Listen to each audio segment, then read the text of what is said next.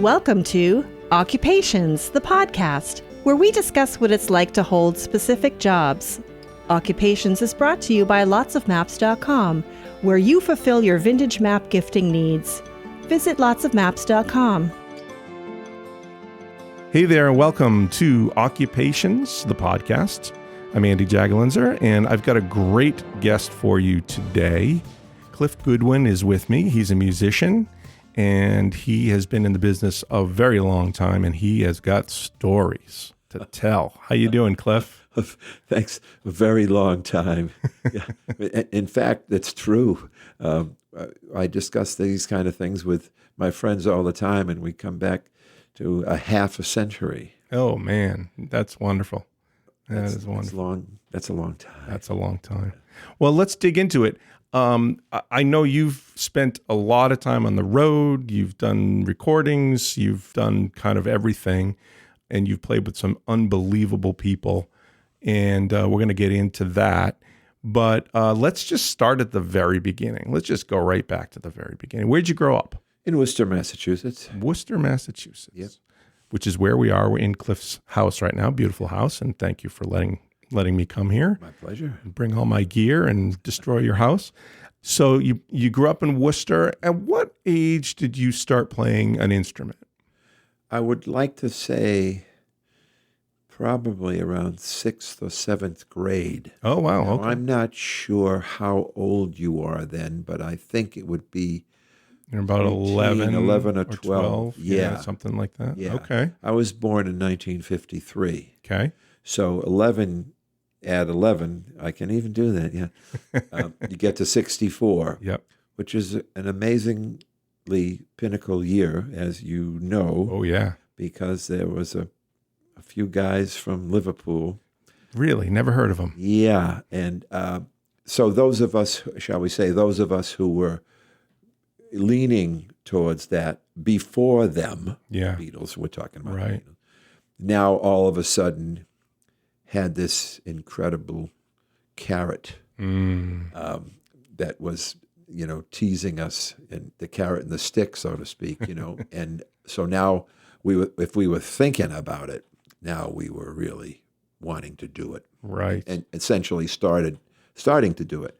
The cool thing about that time, being so young, is you don't have to pay rent. You can feed yourself. Your only job is to go to school. Right. That in itself kind of underwrites and funds, in a not a literal but a figurative way, your passion. So you can totally immerse yourself in it, and there's no obvious distractions Right. of survival. Right. And we have the Beatles. Right. There's a great stat that the Beatles were on Ed Sullivan on February, I believe, 8th or 9th in 1964. On February 7th, there were 5,000 bands in the United States. On February 10th, there were 50,000. And that's to be taken a little bit loosely, because all you needed to start a band at that point was 4 guys with a pulse. And the haircuts. No, that's a whole other story sure. about, getting thrown out of this school or that school because your hair touched your ears. But Right. that's periphery. It doesn't really matter. But again, if you had 4 guys and one guy, there was a snare drum in the corner of his attic, he was the drummer. This wasn't Yeah. a question. Right. If you had a guy who had an acoustic guitar, as I did, be it very elementary, well, that's what I do. Right. Now I'm playing the guitar. So you started at that age playing guitar, and you're a guitarist. So Yes. you never played any other instrument in school or anything like that. Trumpet or in nothing sixth, like piano. Well, my father was a saxophonist. He also played keys, but I wanted to play sax, but they didn't teach it in grammar school. They taught clarinet, Yep. which was not the sax. not by a long shot. Yeah. And so it was one of those things where the culture, everything was blooming, Right. and now all of a sudden, here you are, Right. and the Beatles supercharged it. Sure. You know. Well, so your father was a musician. Yeah. Did he do that as a living? No, sideline. He was an engineer. Okay. Did he play with bands or anything like that? Yeah, he did. I mean, back in the early days, all the old guys in Worcester knew him. He spent most of his later years in Florida, but all the old guys in Worcester, the real old general business guys, they knew of him. Right. Yeah. So, do you think your father's influence was big on you? No, not at all. I found this kind of stuff out later. Okay. Kind of. Oh, by the way, did you know that your dad did? Right. Okay. I was brought up by my grandmother, so he wasn't really in the frame. Got it. Did you have music in the house when you grew up? No. None of it. No. Okay. My grandmother, who like I said, brought me up, was classically blue collar. Shortly after we started playing something, she realized this kid could make some money doing this. And when I say money, I mean in lowercase, very minuscule. But in Worcester, there were 13 colleges. Right. A lot of fraternities. Right. We were playing fraternity parties at 13 and 14 years old. Wow, fantastic. Oh, yeah. But keep in mind, again, Jag, all you needed was guys with a pulse. Right. I stumbled upon a couple of years back one of our early set lists, and there were 30 songs on it. 10 we knew and 20 we liked. Nice. That's terrific. Did your best to make it happen. Yeah.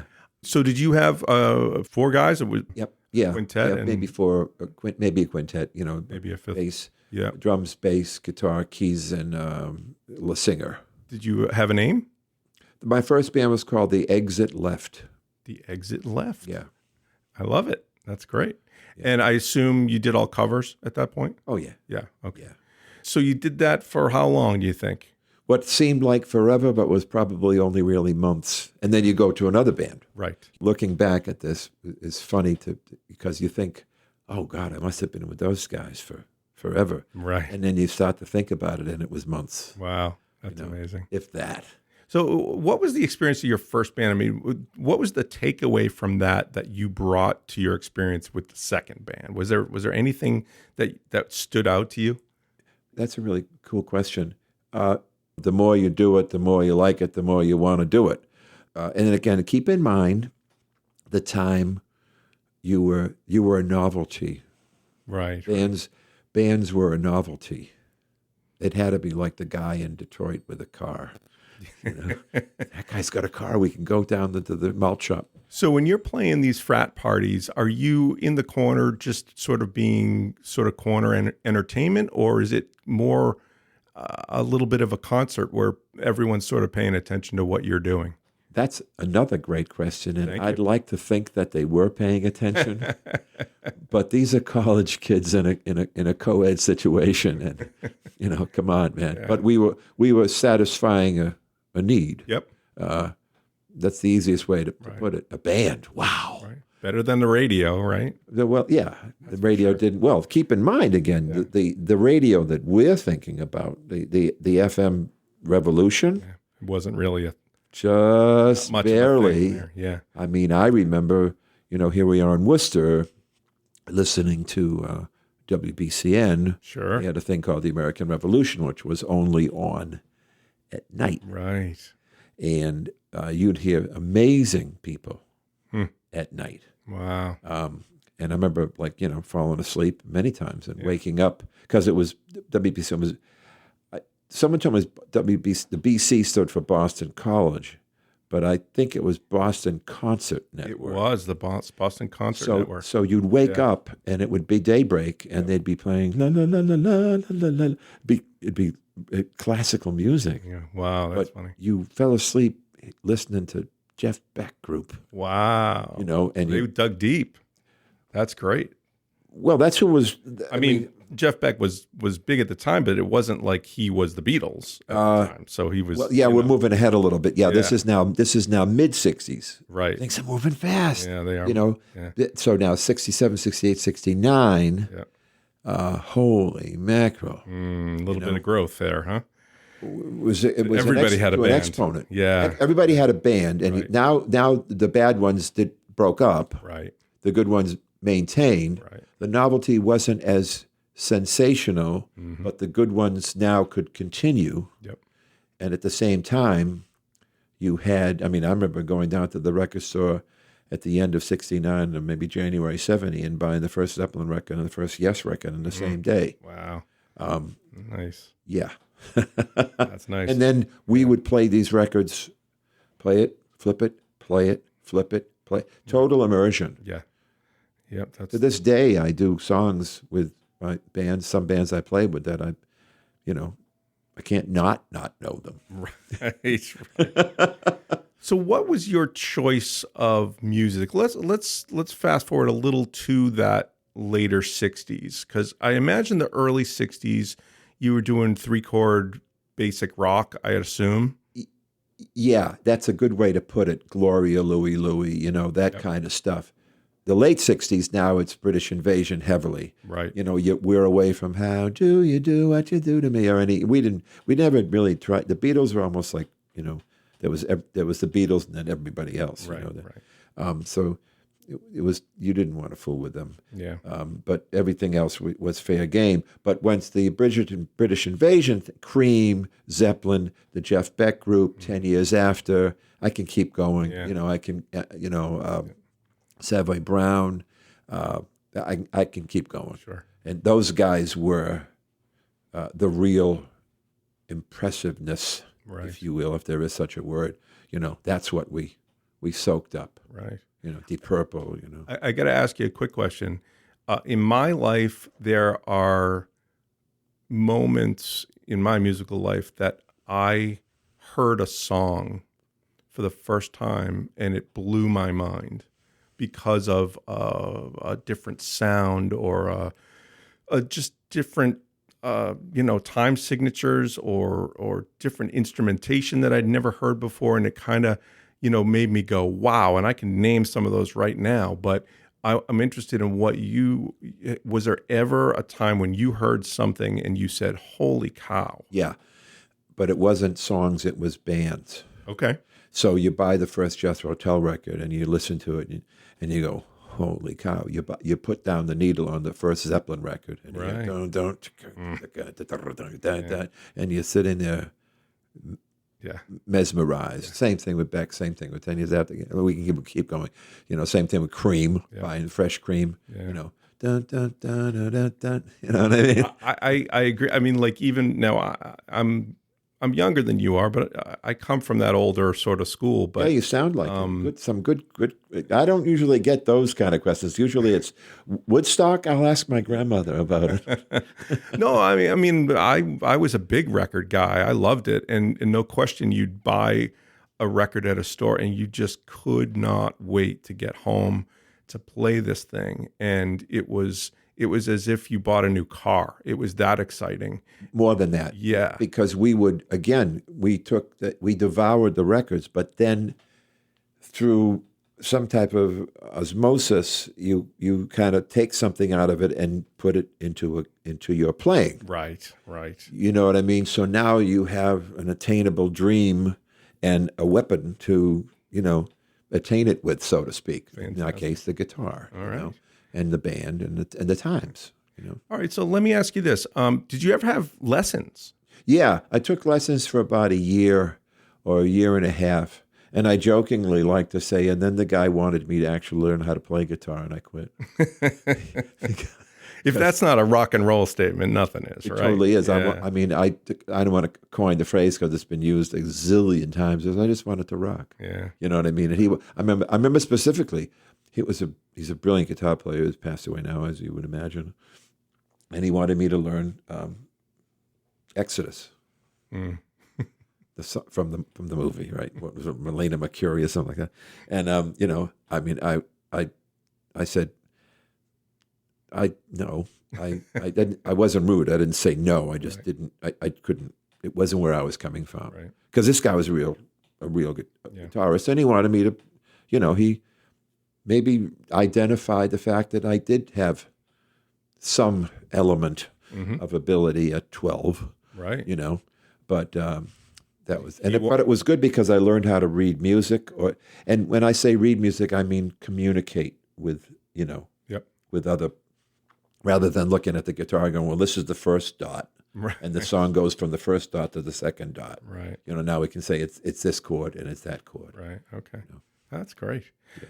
All right. So let's move to the next step. So you are in high school, I guess, at this point, probably in the mid to late 60s, right? Yeah, because I graduated from high school in 71. So okay.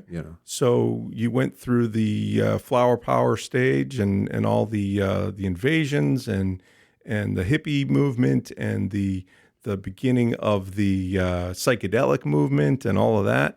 Did any of that stuff grab you, or where were you musically at that point? Squarely with the British guys. Okay. Yeah, so I had nothing. Although, again, keep in mind, we're backtracking a pinch. Worcester had a dozen colleges. Mm-hmm. Any given autumn weekend, we as the local urchins could sneak in to any one of these colleges that were putting on, because keep in mind, back then there were no arenas, there was no circuit. Right. Certainly right. not, no Boston Gardens yet. Yep. Just coming, but not yet. It was colleges. Yeah, right. So I can honestly tell you that any given weekend in the autumn, in the late 60s, you could see, pun intended, the cream of the world coming through these colleges. Yeah. To massive, the Hendrixes and the Jefferson Airplane the 10 years after, and the lesser groups that made an amazing impression on us. Mm. So they weren't lesser. I don't mean lesser, but not as sensationally big. Right. So that was, another thing that it's one thing to see somebody do this on TV. It's another thing to see it live. Mm. And that really now seals the deal. Right. You say, I saw this guy do this. Mm. I want to, and I think I can. So are you watching the neck of the guitar and the fingering, or are you looking at the whole person and saying, what a cool person that is. I want to be cool like that person. Or are you technically looking at the neck and going, wow, look at his fingers fly. What are you staring at? Neither. Oh. Not the guy and not the neck, the thing. The again, you asked about do I remember a song? Yeah. No, I remember the whole experience. Yeah. It's like saying, well, when you went to the Louvre, do you remember a painting? Right. Well, probably not. Maybe something stands out, but it's the total experience of all those masters. Got it. Or if you narrow it down to the Mona Lisa, no one is going to look at you and say, it's a smile, man. It's the whole thing. Right. It's complete. So when you saw any one of these artists I'm talking about, or acts, if you will, it was a complete thing. I mean, there were points where bullet points, so to speak. Sure. But certainly we were looking at the whole thing, the whole delivery. So the British invasion was largely based on American Southern blues. Yeah, but we didn't know that. Right. Well, and that was the next question was, well, I wasn't going to ask when did you figure that out, but did you get into the American Southern blues? No. You didn't? No. As a matter of fact, when I did figure it out, I'm embarrassed to say, was probably 20 years down the road from starting. Huh. Somebody would say, well, you know where that came from, don't you? Right. I go, no, Cream did it, right? Yeah, well, Willie Dixon wrote Spoonful. Right. What? You know what I mean? Yep. At that point, 20 years down the road, we're professionals, in quotes. Right. And now it's important to know the foundation. Right. Okay. But when you're, forgive me, full of piss and vinegar, you could care less about where, well, a lot of, actually, I had friends that did, but I wasn't concerned. I was concerned with that thing, that band, Got it. New experiences for you. Had you hit the road yet? Was this something where, I know you were doing gigs here and there, but had you gone on a small tour or something like that? Nothing like that. It was all local gigs. I had, New England. Yep. Which is very convenient. Right. an hour from Worcester, I can go to Boston, I can go to Providence, I can go to Hartford. An hour and a half, I can get to Albany. An hour, you get the point? Yeah, absolutely. So you can get to these places. Yep. And that by that time I was in a band called the American Standard Band, Mm-hmm. and that was a working unit. Nice. But keep in mind, back then you could work 6 or 7 nights a week. Wow. And in the summertime, like right now we're talking in June, you do beach gigs. Mm-hmm. And beach gigs were not only 7 nights a week, but there was also matinees involved. Wow. Oh yeah, it was like the Count of Monte Cristo. Huh. There was 4 sets on Monday night, 4 sets on Tuesday night, 3 sets on Wednesday afternoon, 4 sets on Wednesday night, 4 sets on Thursday afternoon, 5 sets on Thursday night. Wow. 4 sets on Friday afternoon, 5 sets on Friday night, 4 sets or 5 sets on Saturday afternoon, 5 sets on Saturday night. You get the point? And a lot of playing. Yeah. Tons. So you had your chops. Yeah, I was gonna say, you weren't getting rich, but you definitely had your chops. I mean I'm sure that a lot of your listeners might remember the statistic that before the Beatles ever hit a recording studio, they had played together for 10,000 hours. Yeah. So there was a reason why they were so good right off the bat. They didn't just wake up one morning and go, "I think we're great, don't you?" Yep. No. So that was real work. Mm-hmm. Yeah. No, that makes a lot of sense. But when I say real work, I mean real. It was again, it wasn't work because we're following our passion, but it was work. Yep. You had to do it. You got to do it. Yeah.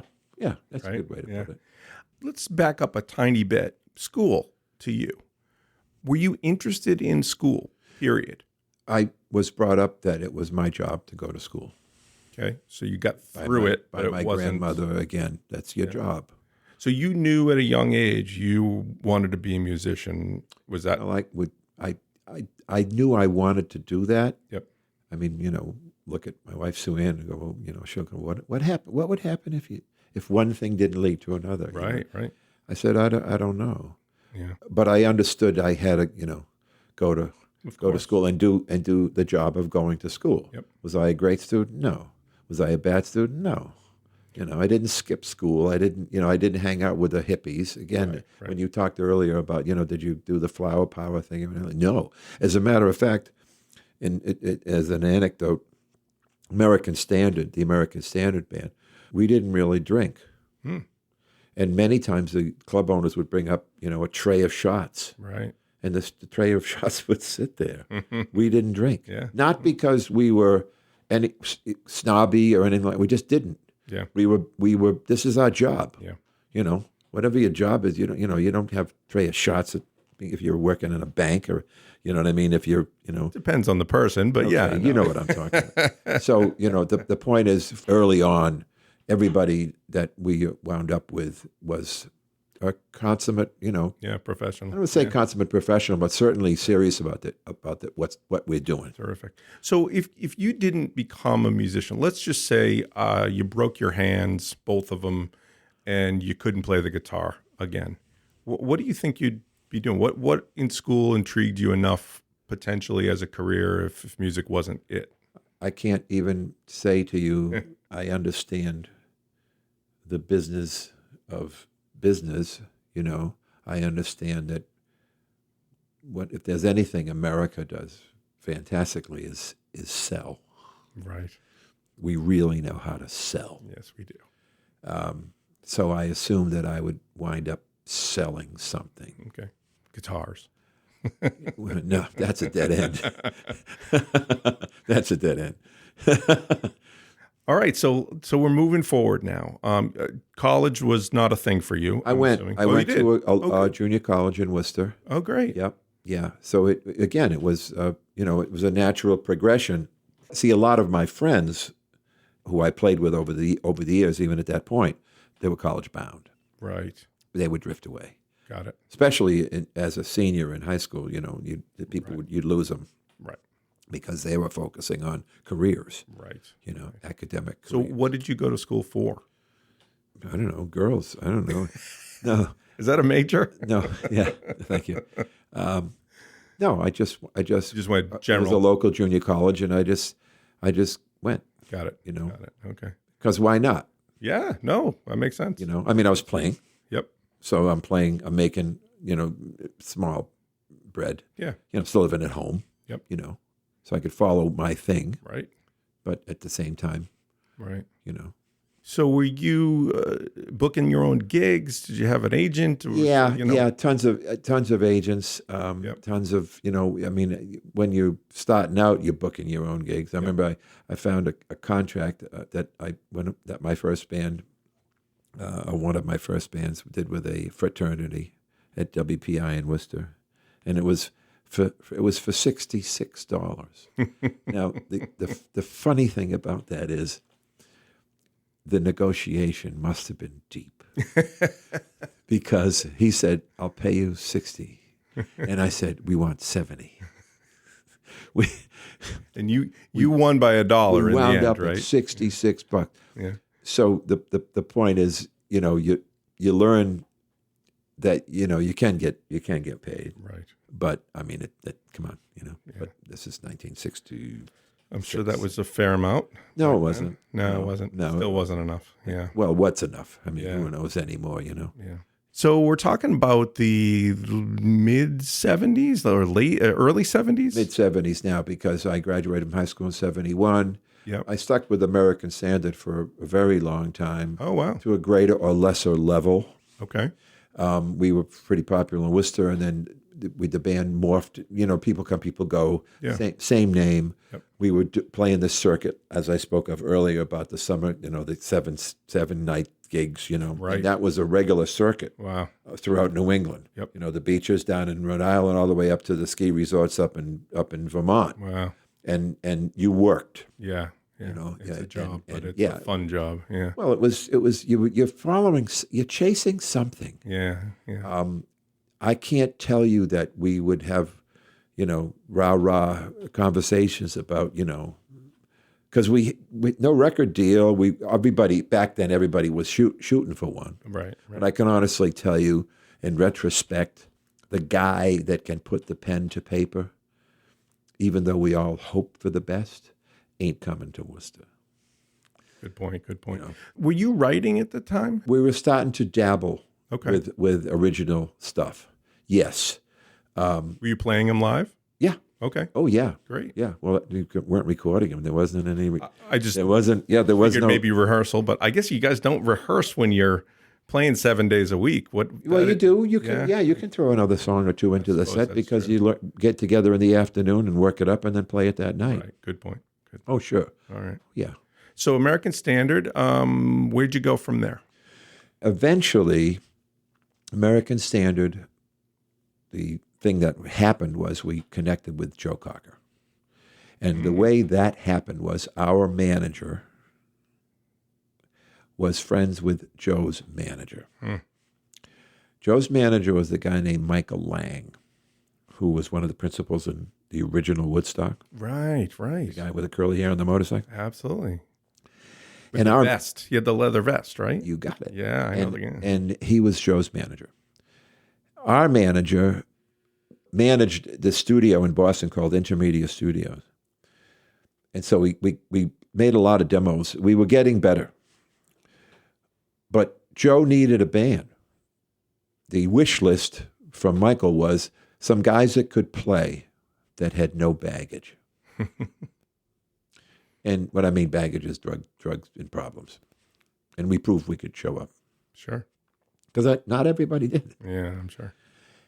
And to make a long story a little shorter, Joe came and saw us at a club in Ashland, I think it was called. And one thing leads to another. And yes, okay, I'll take these guys. And I keep in mind, the concept was a band that had no baggage that could play, and we could. Why an American band? Why would he choose an American band? It's a good question. Well, Michael knew our manager. It happened to be what our manager says to Michael, "Hey, why don't you try these guys out there?" Yep. Got it. And it wasn't a done deal. We had to prove that we could play. Sure. But then the kicker is, soon as they hired us, they added 2 guys to the band. Nicky Hopkins, and Bobby Keys from the Stones. So right away, Joe has playmates. And the lack of baggage was somewhat diminished. Not that we started picking up the bad habits. Yeah. We stayed ourselves. Right. But Joe had playmates. And the first tour, we rehearsed for like 2 weeks. Yep. 1 week in Boston area, and then 2 weeks more in Hollywood. And none of us had ever been, I remember literally waking up one morning in the Chateau Marmont on Sunset, looking out the window, thinking to myself, what happened? This isn't Worcester. No. And the answer was, I don't know what, but this is freaking unbelievable. And then the very first tour was a tour of New Zealand and Australia. Wow. So we were, all of a sudden on the other side of the world, and back then no cell phones, and, you might as well have been going to Mars, Right. Right. dark side of the moon, Wow. Amazing. Yeah. So you toured with him. So first tour. Almost a dozen years. I mean, Wow. the whole band, eventually people, splinter and they take off, they leave, Yep. but I stayed pretty much with them all that time. Great. That was really a home for me. So you grew reasonably close to him, I imagine. Well, yeah, I would say so. I mean, with, certainly we, the phone would ring at like 2 or 3 in the morning. And so we would go, it's Joe, right? And I'd answer the phone and he'd go, Cliff? And I'm thinking, well, who else? And we discuss songs, and we used to discuss Indian food recipes, But essentially, I think he appreciated my dedication to the job. That's great. Which was basically running the band behind him doing his thing, And I say run the band in loose terms, But someone has to be the focus of here's how it starts and here's how it ends, Right. That kind of thing. Right. Lotsofmaps.com. Vintage, local, national, and world maps for an affordable price. 99% of our maps are $25 or less. Great as gifts. Frame them or put them under glass for your home, vacation home, or as a memory of a special place. Lotsofmaps.com. Before we go any further, let's talk about those times and what is your job. So you're a guitarist. We all know what happens when you hit the stage. What are the other responsibilities? Here you are talking on the phone with Joe Cocker about songs. Explain to folks what kind of things are you working on at that point? And again, this is happening over a decade or more. Right. So I didn't start. We weren't becoming bosom buddies. No. Because keep in mind, I'm 22. Right. And I'm all of a sudden this. Right. But it's more than, obviously you rehearse, you get the songs down as tight as you possibly can, and you get up on stage and play. But there's more to it than that. So explain what the job, what else is there to that job that, obviously you're traveling a lot. Yeah, showing up. There's a reason why they have young men fight wars. Right. Because old guys wouldn't do it. There wouldn't be wars. Yeah. Hey, it's only 15 miles of water. That's the French coast. Go ahead and do it. Yeah. Okay. An older guy would go, whoa, slow down. So I liken it to a military, you're swanning around the world and having fun and playing music. And the things that happen can be amazingly funny, because that's what happens in life. It's like Seinfeld is the perfect example. The whole show is about nothing. Right. So if you said to me, well, what you're asking a question, what is the job? The job is what it is. Right. It was on me, and I gratefully accepted it to make sure that things were right. Because Joe didn't really like to go to sound check. He wanted to walk into the venue fresh. So there were subtle technical things that I wanted to make sure that were right every time. No matter if you set up in London or Paris or Rome or Milan, the stage is the same. Right. They didn't all of a sudden change the stage setup. So there was a common, comfortableness, if you will. Are you traveling with a sound crew as well, lighting crews, or no at that time? Eventually, we were totally carrying everything. Yeah. But, I mean, Joe was popular to different levels in different parts of the world. Right. I mean, he was, strangely enough, he was the least popular in America and the least popular in the Northeast. I tell this story about coming back from a South American tour when it was absolutely pandemonium. It was beyond, it was Beatle level craziness in South America. And I'm walking my dog around a place half a mile from my house called Newton Square. And I'm feeling pretty good. And I'm walking my dog late at night.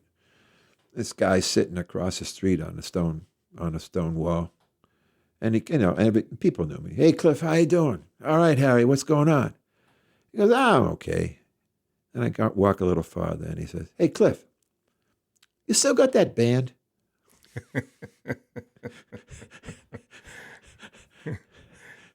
Yes, you do. But this is what, Yeah. Right. So the point is, everything goes, whoa, okay, let's get real, Yeah. But that's just a little anecdotal, Right. but it's cool. Mm. It's a great job. I saw the world many times over on someone else's nickel. That's nice. So no complaints there. And made a lot of records and recorded in a lot of studios, great studios, and met a lot of great people. Fantastic. You know. So I know that, times are different now. Totally. Being a musician is completely different. You didn't have to worry about social media, and you don't have to worry about YouTube and looking sharp and Well, and MTV changed that. right. That was part of Joe's unattractiveness, quote unquote, literally and figuratively. Yeah. He wasn't sexy, Right. and so he was an acquired taste. Yeah. And so, how do you compete with Tina Turner? Yeah.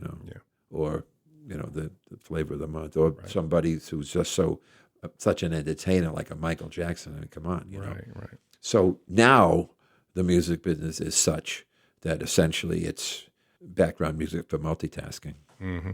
Essentially, that's what it is. I hate to say that. Yeah. No. And there's a lot of people making tons of money. Right. They're making foundation money, but really, it's not what we're talking about. Yeah. I mean, I remember, buying the first Zeppelin record, the second Zeppelin record. I bought the third record, and I was disappointed because I wanted the third Zeppelin record to be the second record again.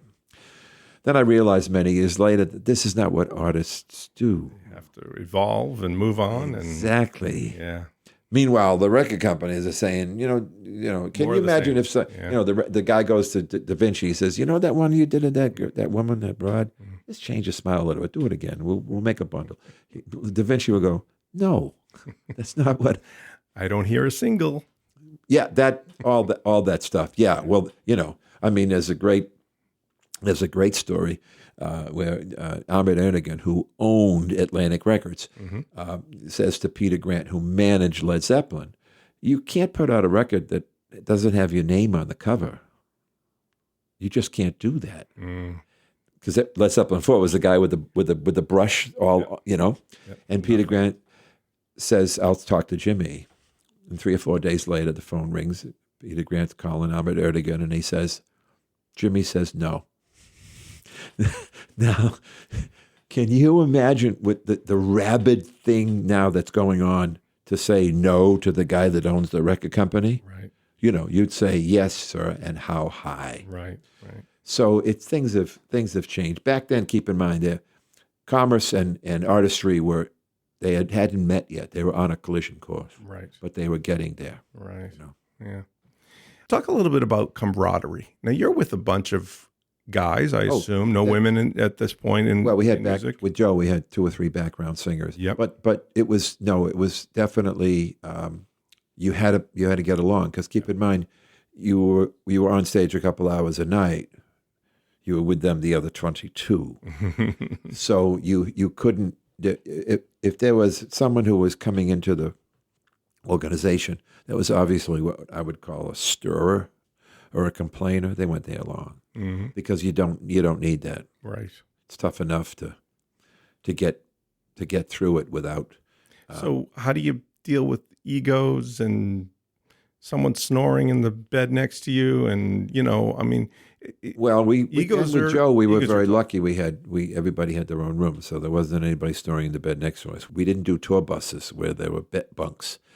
A charmed existence from that point of view. I mean, we did times when we were traveling the Southwest, Arizona, Texas, and Oklahoma in rental cars, and driving like hell every day to get to the next one. Those were really interesting, fun, low times, but we stuck with it. Joe stuck with it. He didn't give up. He didn't cave in, and we didn't. And so, we eventually brought it back to, big stuff. Right. So So when folks were leaving your band, because you played with a whole bunch of different configurations of bands, even while you were playing with Joe, I'm sure. Oh yeah. When they were leaving the band, were they leaving for brighter futures? Were they leaving to maybe be more of a star? Was it just a better situation? Was it more money? Was it, I don't want to be a musician anymore. I can't be on the road anymore. I know it's all different, but was there a sort of a central theme to that? Or Yes. No? Okay.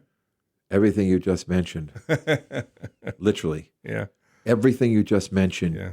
is a reason. Okay. I'll use the military metaphor. I'm a lieutenant. Hmm. My job is to be the lieutenant for Joe. And what I mean, I'm not talking about putting down orders and stuff like that. I'm talking about the guy, that Organizes. yeah, we didn't work with a rigid set list. Okay. So pretty much after we knew there were certain songs you had to play every night. Yep. You had to play Help My Friends. You had to play Feeling All Right. You had to play You Are So Beautifully. You had to play Up Where We Belong eventually, so on and so forth. But there were other songs that were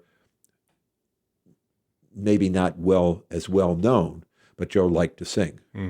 So I would say, you say, what's next? I said, what do you feel like singing? He would tell me, I tell the band, we kick it off. Right. That was rare. Really, really rare. Okay. But I'll stick to this to the day as long. That kept Joe from getting bored. Sure. And a bored Joe Cocker is a dangerous Joe Cocker. Okay. One of our last keyboard players was a guy named Charlie Giordano, who was playing piano for us. We got him from Pat Benatar. He is now playing organ for Springsteen. He took Danny Federici's place. Whoa. I remember about a week and a half into the tour, Charlie says to me, he goes, Cliff, this is killer.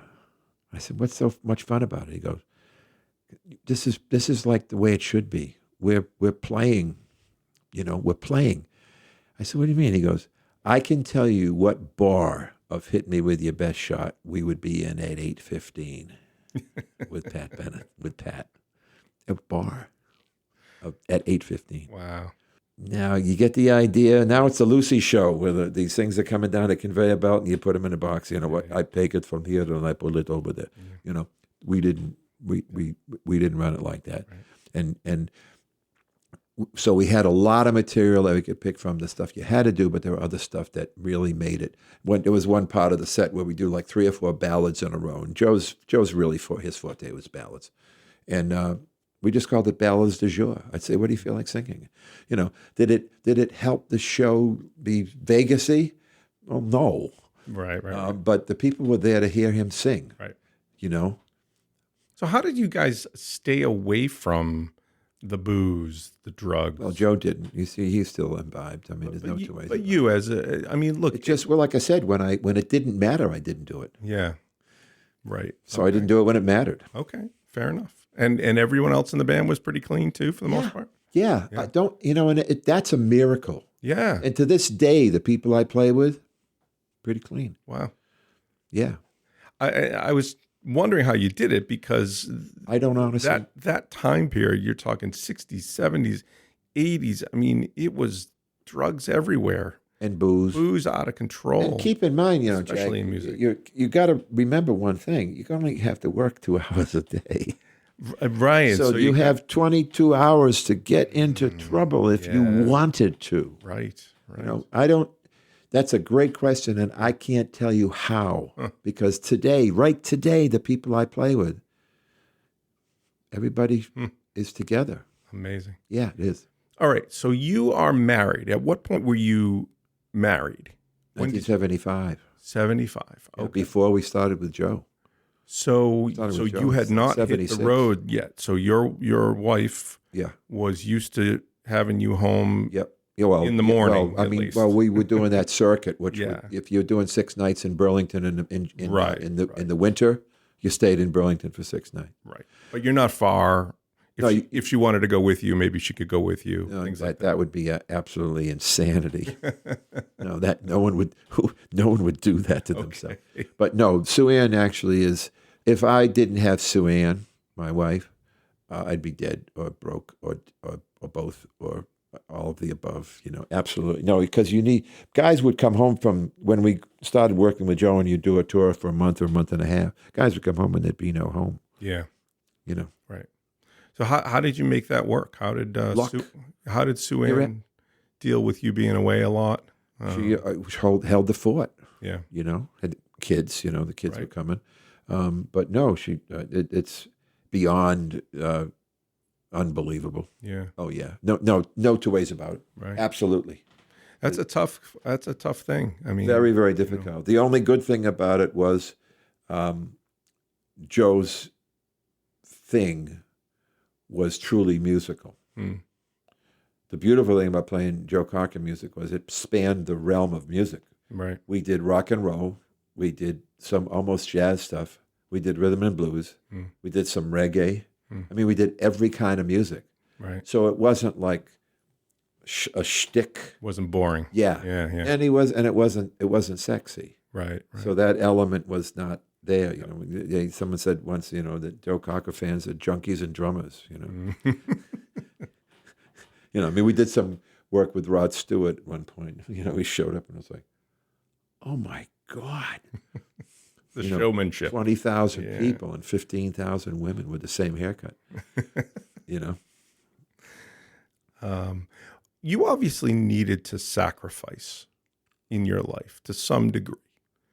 Obviously, you were doing what you wanted to do, but was there something that you kind of missed out on because you were on the road a lot, because you were nothing? No, because I was home around for the kids a lot, but not enough. But that's, you know what I mean? It's like you're being in the military again, Yeah, sure. But I don't feel I sacrificed anything. I'm the luckiest guy in the world. Wow. I'm still here at 70, almost 72 years old, and I'll be playing next week. I've got 5 gigs with 5 different people, Unbelievable. Yeah. And I've got some aches and pains. Yeah, I've got some arthritis. Sure. But come on, man. All right, I take that back. No sacrifice at all. Not really. I'm not going to paint that picture. Okay. Like, oh, you don't know what I've been through. Yeah. But you see, I'm not a songwriter. I'm an interpreter. Right. So and I learned at the knee of the best. Joe wasn't a songwriter. Joe was an interpreter. Right. So to me, I'm not hung up on, I've got to write the next hit. Right. Right. No pressure from the record companies Yeah. There's always some kind of pressure from the record companies, but still, it wasn't a matter of I'm an interpreter. Yeah. Well, the pressure wasn't necessarily on your shoulders. Joe picked the tunes. Yeah. Okay. My claim to fame is I remember one night, one of his 3 o'clock in the morning calls, and he said, we started talking about Up Where We Belong, which won a Grammy and an Oscar, by the way. Wow. He said, what do you think about it, Cliff? I said, I wouldn't do it. He said, what do you mean? I said, it's just someone wanting you to do another You Are So Beautiful, or what we call a rubato piano beginning and a ballad. Okay, fine. And he comes back, he says, classic. He said, I don't know. There's something there. You know, but he knew how to pick them. I right. didn't. I just basically, said, Yeah, you got it. right. Well, that was very different for him. That like you said, that ballad. No, it wasn't, because we had you don't think tons of ballads like that, Okay. and we did tons of movie songs. Yeah. You know, You Can Leave Your Hat On was from 9.5 Weeks. We did a song called Edge of a Dream from the movie called Teachers. Trust in Me was in The Bodyguard. There's others I'm sure I'm forgetting. Yeah. But that one really Up Where We Belong? hit the big time. I mean, that was a humongous number one in America, Right. which was really, but you know what?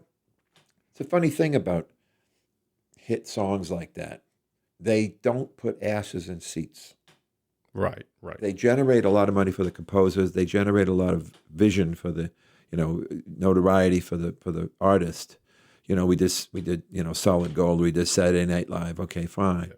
But really what puts people in front of you is body of work. Right. Well, but the pop people probably didn't know who Joe Cocker was until that song hit. They did from You Are So Beautiful. I mean, You Are So Beautiful was a number 2 record. Joe was, and then Mad Dogs, which is a whole different, that came before me, but it's a whole different discussion. Yeah. But that that was a presence. Okay. But Joe spent a lot of years, shooting himself in the foot. And he had to dig himself out of that. Yeah. And he did with sheer persistence. Yeah.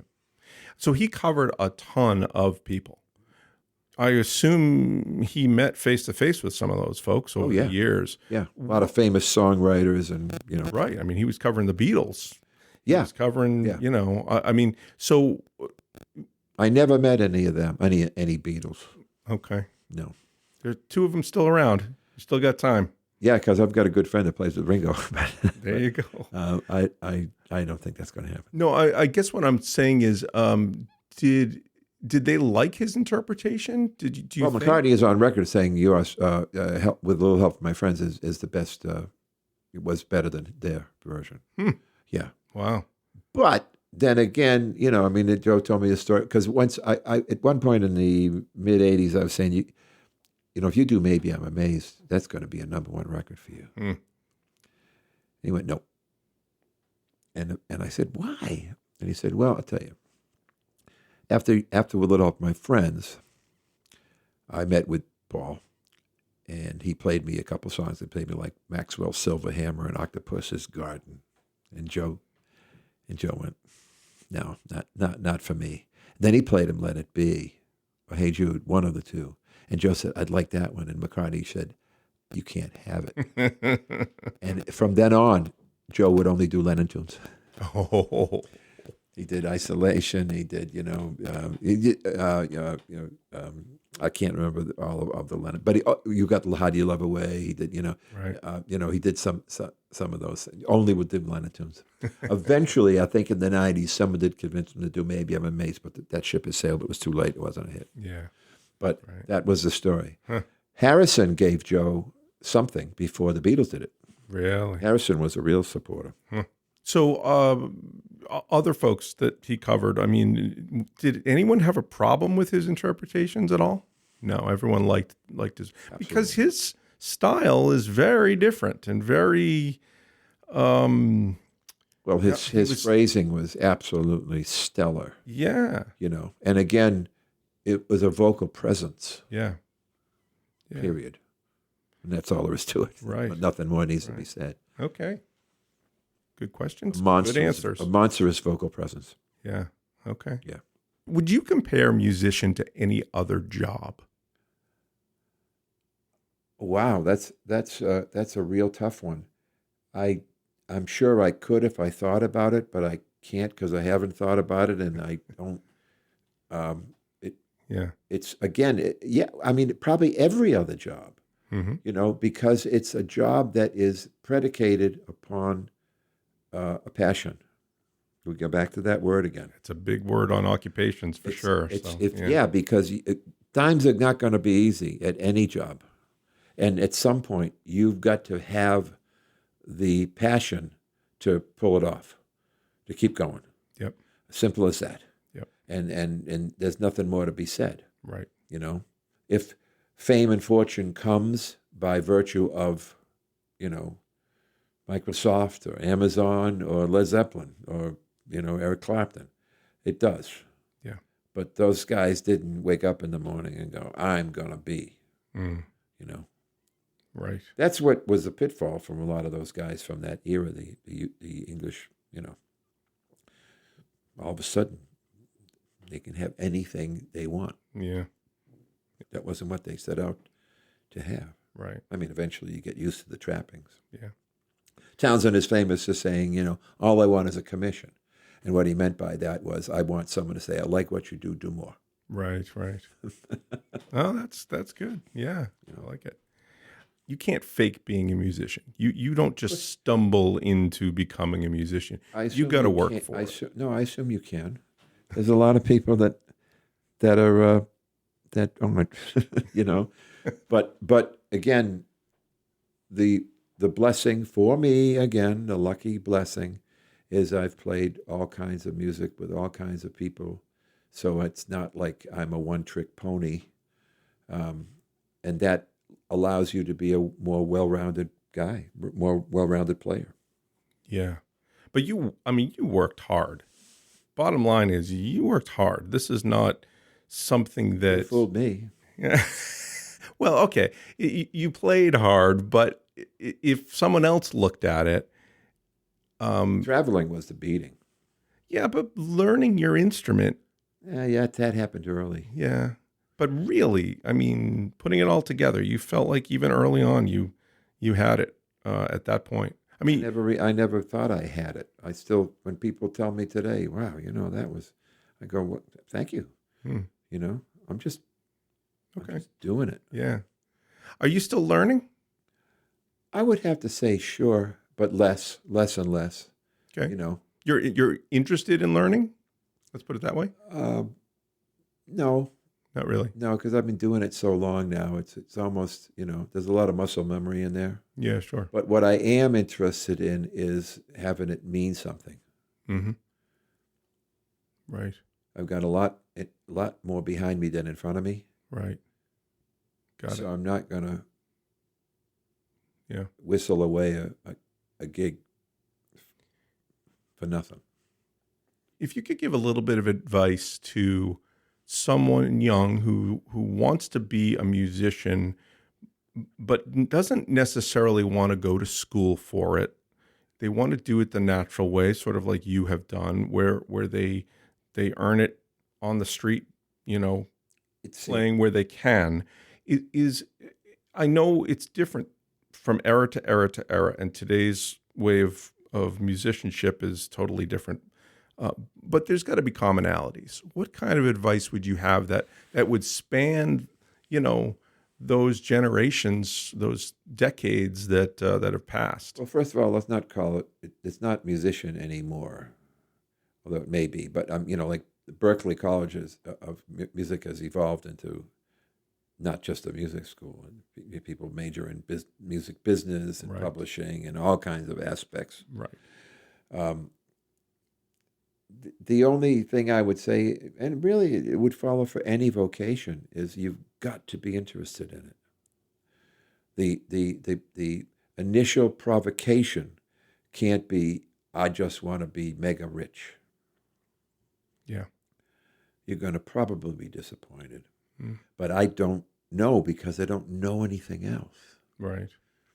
From a vocation standpoint, you know, now at this point, I don't know anything else. Mm-hmm. When I play, I'm calling upon a half century of experience. Yeah. You know, I know other things. I know business now, and I know the angle of publishing and you know, all that stuff like that. I know when I listen to the radio now, I know I'm hearing it in a different way because I understand the business. Right. You know, because I've been in it so long. But when I actually play, you know, we used to talk, me and Joe used to say, these like 9 or 12 square feet, they can't reach us. Inside that, they can't reach us. They can't reach us. Right. Them. So you're kind of in a bubble, but a bubble you like. Yeah, in a sense. whatever you want Yeah. to whatever you want Yeah. to call it. That's where we want to. That's where we are. Yeah. That's where we want to be, and they can't reach us there. Right. Would you call what you do art? I suppose but you'd have to define art in a very specific or broad way. So I can't, I'm not going to be so arrogant as to say, it is or it isn't. No, I'm an interpreter. Yeah. I'll give you my take on it. I think you are.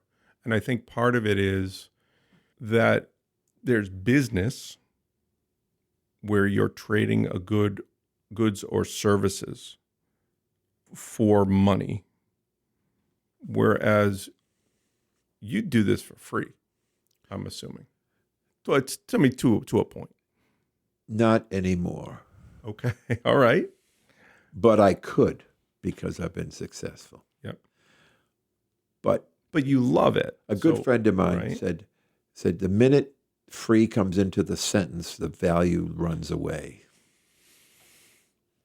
It's a wise friend, but okay. Yeah. Love it. Yeah. But if it were the right situation, you'd do it for free, right? I would do it. Yeah.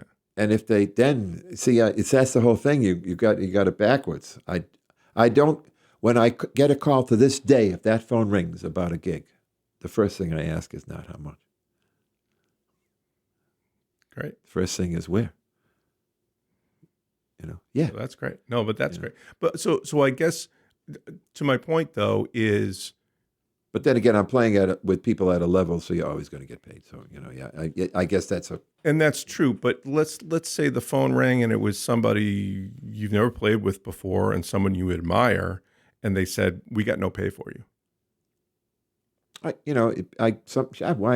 all depends what I've got to do it. Yeah. There's loose. I mean, it's different levels of, sometimes you make this much, sometimes you make that much. We talked earlier about it was the experience of the whole thing together when you're listening to a record and such. Yeah. Do you still feel that way? Like it's an experience when you play? Oh, yeah. So you don't feel like a hired gun per se? Guy. Yeah, okay. I'm a live guy. Yeah. I like making records. I don't like going to the studio, but I'm a live guy. Great, yeah. That adventure of, again, back coming from my era where he came from, it was a roll of the dice. It wasn't a sure thing. Right. Now it's got to be a sure thing. It's got to be a sure thing, Yeah, I love it. Back then it was, you could see Hendrix on Monday. It was unbelievable. On Tuesday it was a crash and burn, Yeah. Poor you. Lucky you on Monday, Right. Right. Do you have any great stories? I mean, you have lived a life of being on the road, seeing thousands of people, regularly, seeing different cities constantly. I mean, the experiences must be good, but do you have any stories that kind of make you go, yeah, that's what I want to remember. That was a lot of fun. Well, there's a lot of them. Mm. When you can't tour the world for that long and play, we played Carnegie Hall. Mm. We played Royal Albert Hall. Mm. We played the Sydney Opera House. Wow. We played a lot of great venues. But one I do remember was I'll set it up for you. Joe he was lucky enough to be included in a thing called the Ronnie Lane Appeal for Arms, which was, Ronnie Lane was, they were doing an amazing bunch of benefit concerts for multiple sclerosis. And the band was Charlie Watts, Bill Wyman, Clapton, Beck, Page, they keep going, Townsend. And we went down to see this at Madison Square Garden because I wanted to see all my heroes. And one of the songs Joe did in his part of the show was "You Are So Beautiful." And they did our arrangement, which had a guitar solo in the middle of it to heighten the atmosphere. And I was, struck by that they actually used our arrangement. Later on, back at the hotel, we're over there, I'm chatting with, Bill Wyman and Clapton. And I said, that was something else. But I noticed that you did our version, or Joe's version that we do now of You Are So Beautiful. And Eric went, yeah, we did. And I said, I noticed that you even did exactly the solo that I do. And Eric looked at me and he went, yeah, it was the right thing to do. Wow. And I probably didn't tell it exactly right, but you get the gist. I was like, whoa, That guy's been knighted. He copped my arrangement and my solo. Wow. My approach. So that was, but there was a number. I mean, Joe had it was constant.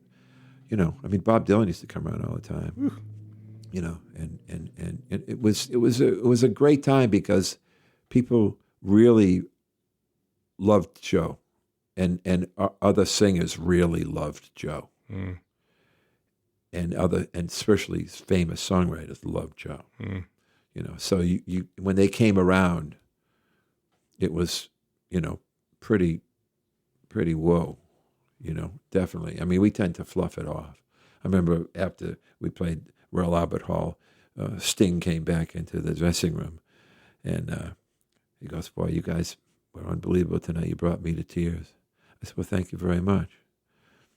I said, he said, "I'm Sting." I said, "I know, I'm Cliff." And I said, let's go find some people with the last name.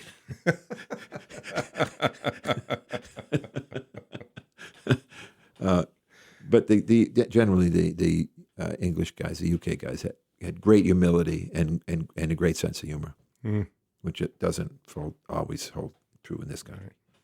Anyway. All right, who's the worst person you've ever met? Oh, I'm sure there's a long list. No, absolutely. No, absolutely not. Wow. No way. I've been incredibly lucky. Huh. I'm sure it was probably some agent guy. Yeah, well, I don't think a musician, but yeah, okay. Yeah, some agent right. that thought he could get over on you. Yeah. That's too easy though. But that's exactly it. Yeah. No, sure, again, sure. Yeah. No. Genuine people. You were playing with genuine people. Oh, absolutely. Wow, that's great. Oh, yeah. That's great. Cliff Goodwin, I'm going to call you a musician. You're going to call yourself an interpreter.